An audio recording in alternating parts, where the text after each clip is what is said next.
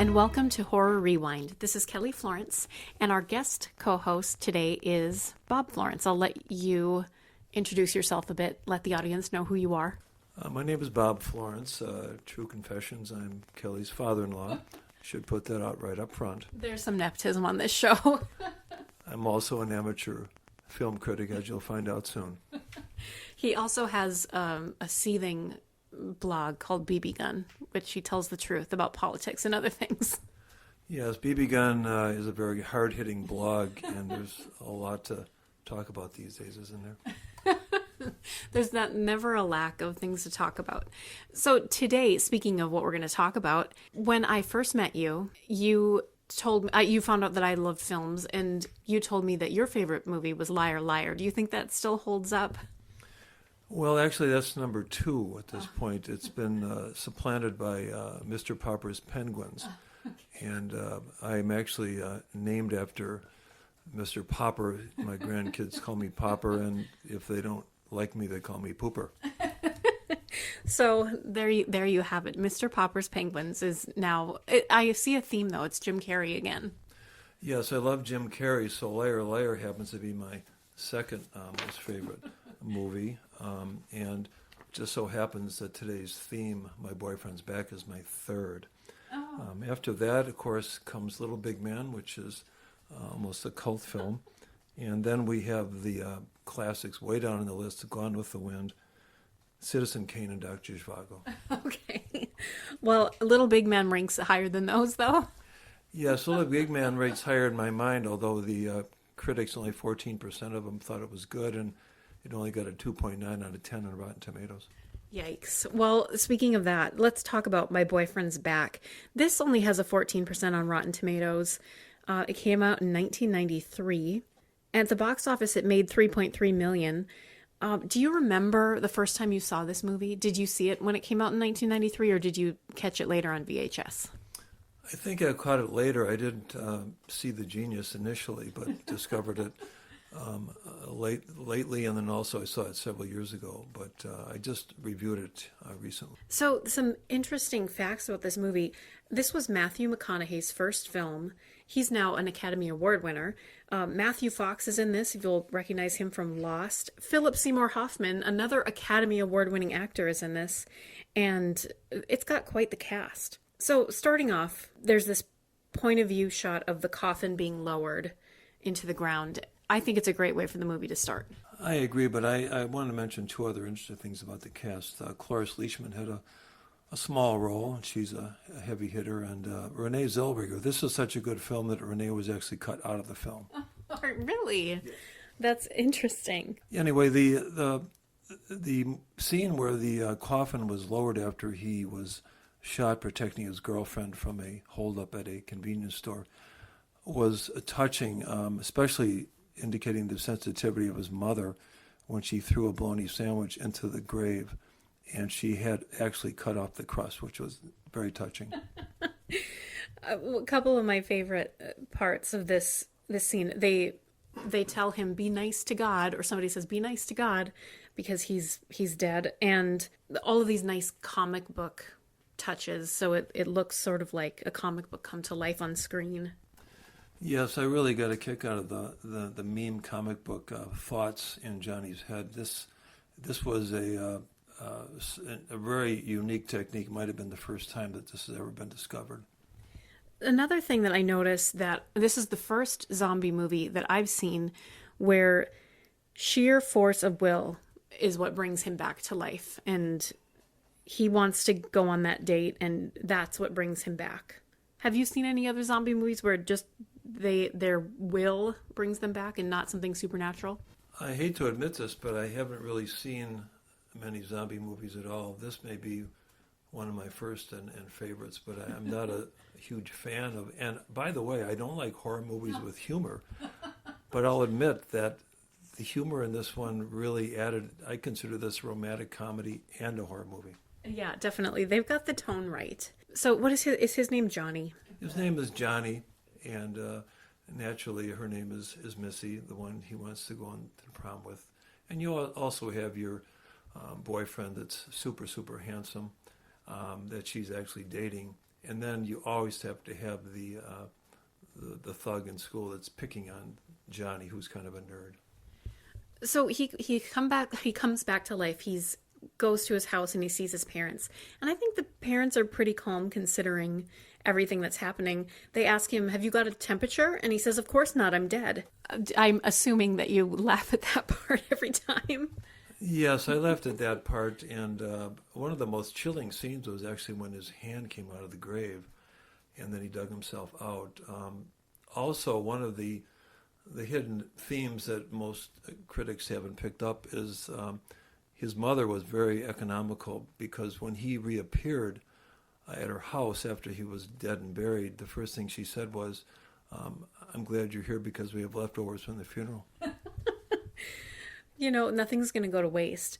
There's a scene, it's at school. The teacher accidentally calls his name during roll call, and it is so deadpan hilarious, like how it's handled and how it's reacted to.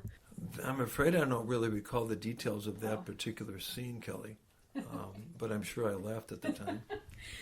So this whole movie is so bizarre and funny, but I was looking deeper, as I know you're going to be looking deeper at the film as well, but I think it's a nice social commentary on otherness and prejudice and how we view people who are different, or how some view people who are different.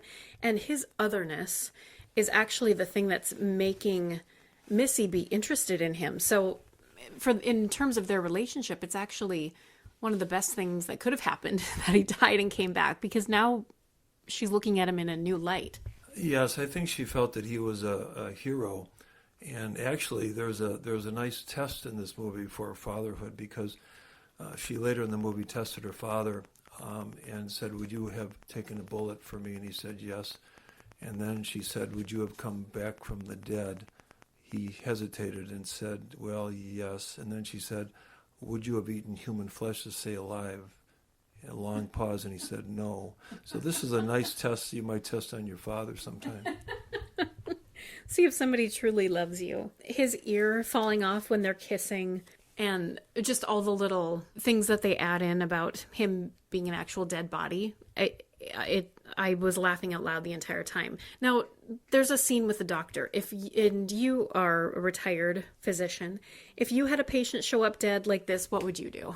Well, first of all, I can tell you one thing I wouldn't do. I wouldn't take on an entrepreneurial spirit, because the physician actually determined that if you mix the zombie flesh with a certain potion, it would be the staff of life, and you'd never age. I think he wanted 40 pounds of zombie flesh to do it. I probably wouldn't have taken that approach. I would have taken his vital signs and probably called the coroner. That would probably be the right thing to do. Now, they mention leprosy, or they compare being a zombie to leprosy. Tell us, in your medical opinion, is leprosy really like that? Would parts of your body fall off? Well, parts of the body could fall off in leprosy, especially the fingers and toes that don't have a good blood supply from lack of blood supply, more or less gangrene. I've never heard of a leper, though, having an ear, a nose, an arm, and a leg, let alone a penis, although in all reality the penis didn't fall off, thank God. Well, I thought I should go back to the beginning, Kelly, because the name of this movie was from a song from 1963. That was well before you were born, but it was one of my favorite songs, My Boyfriend's Back. Would you like to hear a few verses of that or not? I think that might be copyright issue if we sing a song on here, but you could do a phrase or two. Okay, ready? I'm not a very good singer. My boyfriend's back and there's going to be trouble. Hey, my boyfriend's back. You better get out of town right on the double. He's big and strong and he's awful strong, etc., etc.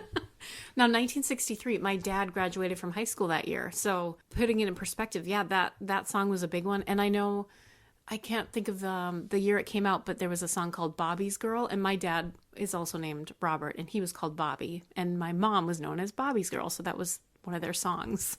I should mention that I'm also called Bobby by my family. We've got two Bobbies. I wanted to mention my love for this movie, and the only way I can describe it, I'm also a poetry buff, but I have to go back to the poem by Elizabeth Barrett Browning's poem from 150 years ago with the quote, "How do I love thee? Let me count the ways." And I love the fact they use thee and not you in that one. But this will describe my love for this movie. Kelly, you probably are wondering what gave me the biggest chills in this movie. And I already mentioned the hand coming out of the grave, which is a wonderful technique. But another chilling moment for me, the most chilling, was when he had a robe on and his bodily parts were falling off. And many things had fallen off, and then he felt something fall on the floor, and he was terrified, and he looked down, and he said, "Thank God my penis is still there." And this, again, gets into some of the religious overtones of this movie that some of the critics, I think, have missed. Can you please expound on that? Religious overtones? I didn't pick up on that. Well, he said, "Thank God my penis is still there." And the one thing I will have to say that when his nose fell off, they didn't show his face without a nose. And so I don't think this would have ever been nominated Academy Award for makeup artistry. But the nose looked pretty realistic. I liked also, this is maybe kind of dark, but I liked when everything fell off, he was just hopping on one leg. That indicates some of my humor. You know, speaking of chilling moments, something that was chilling and maybe not as intentional as it became was Philip Seymour Hoffman lying there dead. It felt really chilling and disheartening because, you know, of course he has really passed in recent years, and it's always a little sad to see somebody die or be dead in a movie and who has actually passed. Yes, I agree. That was also touching. I'm glad he was in the movie, and Cloris Leachman is actually still alive, which I'm very gratified to hear. That's amazing. Now, I know one of your favorite scenes, or at least one that you bring up a lot, is when he tries to, or he does bite his friend. He's trying to eat his friend's arm. Can you describe the scene? Yeah, he had come back as a zombie. I don't think the other students knew that he had to eat flesh. And they were in the cafeteria, and he didn't want to touch his food, of course. And he grabbed his friend's forearm as if it were a turkey drumstick and started trying to chew on it. And then his friend said, "What are you doing?" He said, I want to eat your flesh. And he said, "No, you're not going to eat my flesh." So that was one of my favorite scenes, actually. They make up after that, and it's just brilliant. I was saying the tone of this movie, it's unapologetic, and it's just perfect. Not all horror comedies pull it off very well, and this movie does. It does, but I have to mention one negative thing about the movie. I thought they stepped over the line. His mother, after he came back to life needing to eat flesh, he came home from school, and she said that she had bought a snack for him. And he goes in the kitchen, there's a little boy sitting on the countertop licking a lollipop. And then I have to hand it to Johnny. He had a lot of scruples and morals. He says, "No, I'm not going to eat this child," which really indicates the moral fiber this man had. But I thought that scene was a little over the top. Well, it did go a little far. I wrote down the body in the fridge. So at some point there's some body being kept in a fridge, and that was pretty shocking and funny as well. Yes, that was. But I have to go through some of my other favorite scenes, like in the hair salon when the girls were getting their hair done, and Missy was in there, and she said that my boyfriend actually died for me, came back to life, and is eating human flesh to live. And the other woman, the girl, actually said, "Well, my boyfriend won't even hold the door open for me." I mean, there's definitely a scale here of commitment and love. I wrote again that the commentary on otherness is pretty spot on, and how this is reflecting on prejudice or on racism, but putting the zombie in that position. I think it says more than just a regular humorous zombie movie. Yes, I agree, and I think it takes a discerning critic to find this in the movie. And if I ever find a discerning critic that's seen it, I'll let you know. But I have to mention that there are so many scenes here that I love, and I think one of the pivotal scenes was when the two sets of parents got together with Johnny and Missy talking about things, quote unquote. And Missy said that she wanted Johnny to take her to the prom, and her father said no. And then she said, "Is that just because he's a zombie and is going to eat flesh?" And he said, "Yes, of course. I'm not going to let him eat your flesh." So I think her dad had some good judgment, using some good common sense. But I think that meeting was one of the high points of the film. It's great. And you think you just replace that with maybe interracial dating, back several generations ago, or same-sex marriage, or some other controversial topic, and they're commenting on it. Yes, I think there was a lot of social commentary in here that you had to dig for. The religious was kind of a deep dig to find that one. But there was compromise. I have to mention compromise. When the doctor had Johnny on the table, and he wanted to, he said, "I would like to take 40 pounds of your flesh for this potion." And Johnny says, "No, you can't." So the doctor, in a really nice move of compromise, said, "Then can I have 30 pounds?" So I think that this indicates that people have to compromise on things. Hopefully I never have to compromise exactly like that.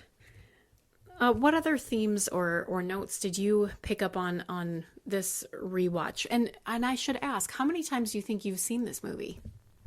I have to admit, I think I've only seen it 3 times. But one of my favorite scenes, and can I say the word penis or not? Yes. Okay. He was having these dreams in which he had a dream where he was in a gymnasium and he was on a bed trying to make love to Missy. And there was a crowd of people cheering him on. And the referee stopped it and threw a flag saying that he stopped it because his penis was too small. I feel like this, it's Freudian somehow. What other scenes stuck out to you? Well, I think some people may have missed this, but there was a scene that was reminiscent of the Frankenstein movie, which you all remember, in which Johnny was up in the lab with the doctor, and they were trying to get Johnny to kill him. I think they were going to burn him, I believe. And it was a large brick building, looked like a castle. And all the townspeople were coming. Guess what? They all had torches, which is very reminiscent. And they were shouting up to this high, at the top of the tower. So I thought that was reminiscent of Frankenstein, which I thought was very clever. It was. And, I wrote that down too, that there's this recurring theme of these angry mobs with pitchforks and torches. I just saw a really funny adaptation of The Toxic Avenger in the theater, and they had them using gardening tools and tiki torches to bring it up to 2018, but definitely reminiscent of Frankenstein. Yes, and again, some of the themes in this movie, the parental guidance, I think, was important. Johnny's mom, I hate to even say this, but she was a bit clueless about everything. I was surprised when he came back to life, his parents didn't seem to flinch. Right. They simply said that, have some of the leftovers from the funeral. So that was interesting. But it was an example of 2 adults that were totally in control of their emotions. Yeah, true. Good point. That actor, I can't think of his name offhand, but the father, he's been in so many movies, and he always has this sort of dry humor. He was perfect for the role. I should also admit there's an element of revenge in this movie. The bully was chasing Johnny with an axe, and he swung it back and accidentally impaled himself in the skull with the axe and killed himself. And I hate to use a pun here, but Johnny then got his just desserts by eating his stomach. It all worked out in the end. The other thing I thought was interesting was Johnny must have had some allergies, and unfortunately when he would sneeze, his nose would fall off. But his girlfriend, Missy, was so understanding. She just she put it back on with some chewing gum, which I thought was interesting. And then also another interesting scene was his ear had fallen off, and she was afraid his other ear would fall off and he would be deaf. But when she was talking to him, she was talking to the ear in her hand, which was, I thought, very clever. And yeah, that was a moment I really thought was touching. At the end of the movie, can I do a spoiler alert, or is that not allowed on this? Okay. He eventually does take Missy to the prom, which is the culmination of the entire movie. And apparently at that point he had not eaten enough flesh. But after they had a few dances, some bodily parts started to fall off, and he fell down on the floor. And as he was dying, he said, "I love you," and she said, "I love you too." So that was a touching moment, I think, at the end of the movie. Indicated the real bond they had between them. Now, somehow, doesn't it go back and then he's able to relive that moment and he doesn't die? Because he's saved by what? Well, when he was in first grade, he was at a birthday party for Missy, and he was going to give her a locket, I think maybe with their picture in it. And somehow, in all the confusion, he was too bashful and never gave it to him. But later in the movie, after he could reenact this thing, and it turns out he had gone to, well, I don't know if it was heaven or purgatory, but he was being evaluated by either God or St. Peter. And that person admitted that they had made a mistake. And so they let him have another chance. So the next time he went back and there was that robbery at the convenience store, he was shot and the locket stopped the bullet. So the locket was really one of the key things in this movie, I thought. Yeah, it was nice. And it also ended up being able to give us a happy ending, and without all of these circumstances and repercussions from him being a zombie. Yes, I think it was nice that he had a second chance, because at first he was probably not going to end up taking her to the prom, and that's what it all ended up with, was that touching scene on the dance floor at the prom. So it's another example, I think, in life people have second chances, and you have to look at these movies to learn these lessons. There's a lot of things in this movie that I think everyone can apply to their day-to-day lives. Very, very deep. I'm curious, this focuses on the theme of going to prom and not wanting to miss this date. Did you have a prom at your high school, and was it only for seniors, or could you go as a junior? And do you remember who you went with? Well, that's easy, because I didn't go to the prom, junior or senior prom. I hate to say it, but I almost asked Hillary Clinton, but I think she would have turned me down.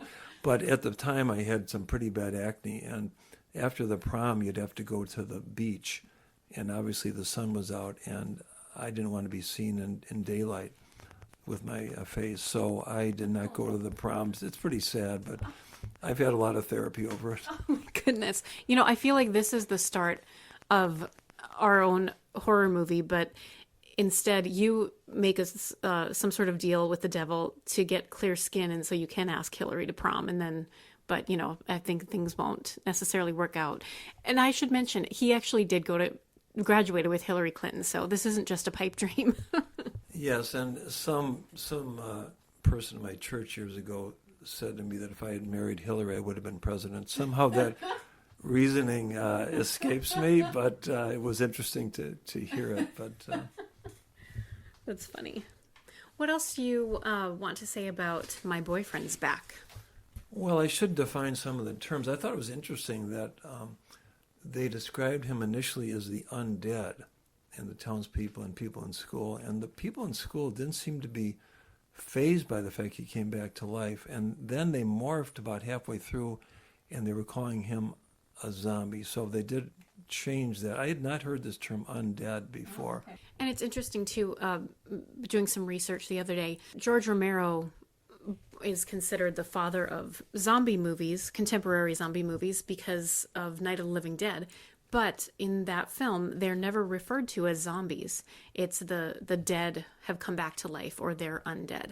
So it's maybe that's a nice little throwback to him. Yes, I think that's a good point. Kelly, you're more of a student of these movies than I am. I'm more of a critic of some of the grade B or C movies that you may not have seen. But I'm really happy about your amazing insight. I should also mention that the townspeople were referring to Missy as the zombie slut, and I didn't like that. She really was not a slut at all, and she wasn't a zombie. So I don't know where I think both words were incorrect. Should mention that his physician, I'm not sure if he was a surgeon, but when his ear had fallen off and Johnny came to him to reattach it, he suggested using some super glue and some staples. And Would you ever recommend that to a patient? I would. I wasn't a surgeon, but I doubt if any ear, nose, and throat physician would be taking this approach. The only time I've seen super glue used is I think my dad had a tooth that fell out, and I think he used super glue to try to reattach it. I don't think it lasted very long. No, I wouldn't recommend that if your ear falls off. I would not recommend that. But I really, in kind of tying this thing up, there are so many lessons in this movie, and it goes anywhere from true love, and I mean true, lust, the joys of fatherhood, religious, I may be a stretch to say fervor, but he was so happy his penis hadn't fallen out. He thanked God. And also going up to heaven and being screened by St. Peter. There was also a lot of lessons about entrepreneurial spirit here with the doctor trying to concoct this potion to keep people young. And I mentioned compromise about the flesh issue and the amazing thriftiness of a mother not wanting that food from the funeral to go to waste. Yeah, it's true. Lots of themes that are enduring. Now, we need to rank the movie every week on Horror Rewind. We rank on a scale of 0 to 10. 0 being you hated it, 10 being it's a perfect movie, and we pick a scale of something from the movie. The thing that comes to my mind is ears that have fallen off, but do you have a better idea of a scale? I'd rather use body parts because so many things fell off except ears. So let's say body parts. Okay, body parts. So out of 0 to 10 body parts, how many do you give My Boyfriend's Back? I would rank it a 7.5 on a scale of 10. It's right up there. Very nice. I would give it 7 body parts as well. I think it's a solid movie. I think it does have a lot more to say social commentary wise than just your average horror comedy. And the tone is spot on. It made me laugh out loud more than once. And I hadn't seen it in years. And I went in a little skeptical, but I warmed up to it and enjoyed watching it. And I am so happy I reviewed this movie. I'd almost forgotten about it until Kelly reminded me. But I learned a lot of things in this movie I think I can apply to my everyday life. And I hope if you actually view this movie, you can extract these same lessons I have from this wonderful movie. So if you haven't seen My Boyfriend's Back, make sure to check it out. And if you haven't watched it again in years, give it a rewatch. It might surprise you. Until next time, we'll see you in the horror section. Signing off, Popper.